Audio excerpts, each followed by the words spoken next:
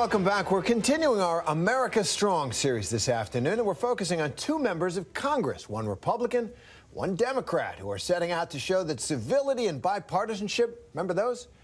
Not a lost cause, they say. We hit the road with them this month to the Minnesota State Fair, where the two self-described problem solvers test out potential solutions for healing our divides. Our Devin Dwyer has the story.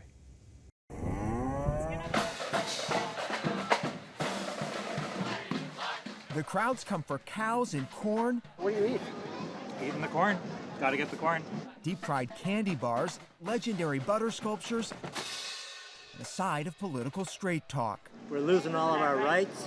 We're losing our choice. Do trans lives and black lives matter here? I think they do, more for some people than others.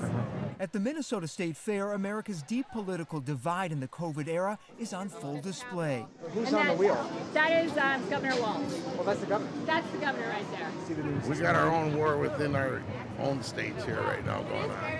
Enter two members of Congress, a Republican and a Democrat, on a mission to find a path toward healing. I mean, what's a Trump country Republican doing with a Twin Cities Democrat at the state fair? Well, I mean, I think, number one, it's more like that than people realize. There are lots of good people in Congress. South Dakota Republican Dusty Johnson and Minnesota Democrat Dean Phillips have teamed up for a first-of-its-kind political exchange.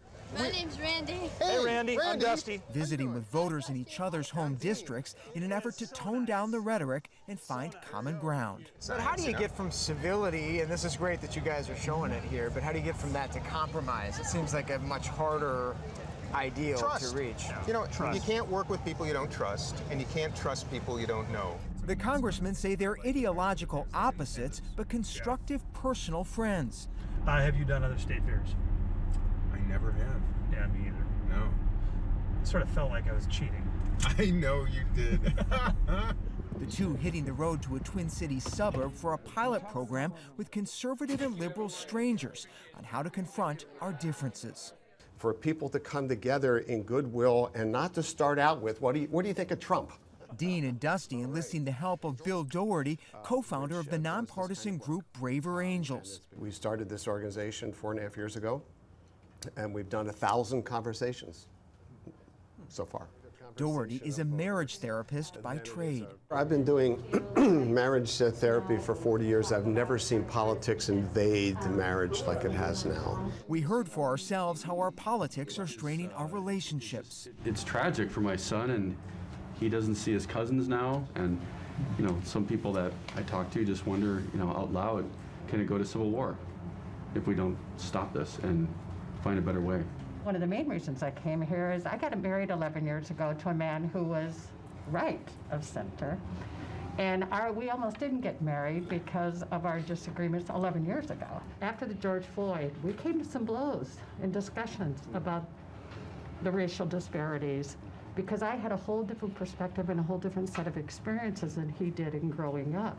I have a spouse, she's left of center, unlike me, but when we got married 14 years ago, politics was nowhere near the top of the conversation list. And you can't go anywhere today without people looking at you, and before they even know who you are, they want to know, okay, is this person vaccinated? Is this person toting a gun? For 2 hours, the participants, with the congressmen in the mix, sharing personal stories in search of mutual understanding. I literally had someone tell me that I have to be very careful if I put an American flag on my house because I happen to live in a blue area, and when I put my American flag out, I look red. And that could be a problem, and that could make our house a target. That's appalling. And pairing off red and blue to try truly listening to the other. Conversations leading to revelations. I was able to sit here as a conservative and not think at the end of this thing that you blue people are, you know, you're real people, you know. We do not have to be two separate teams, you know, we can be one team, and I'm taking hope from here. We're more alike than we are different, everyone in this room, and that I think was a little bit surprising. A call to get back to basics. People have to focus on what they have in common, what they care about together. We're just trying to find out a way for our country to talk about these wonderful political opinions in a way that is productive rather than destructive. Yeah. All right. As two political optimists in Congress try to help lead the way. I learn from him, he learns from me, and if that can be just a tiny bit of a seed that we metaphorically plant at the State Fair and tonight at our Common Ground tour, that's a darn good beginning. Now we just got to water it. For ABC News, I'm Devin Dwyer in St. Paul, Minnesota. Hi everyone, George Stephanopoulos here. Thanks for checking out the ABC News YouTube channel. If you'd like to get more videos, show highlights, and watch live event coverage, click on the right over here to subscribe to our channel, and don't forget to download the ABC News app for breaking news alerts. Thanks for watching.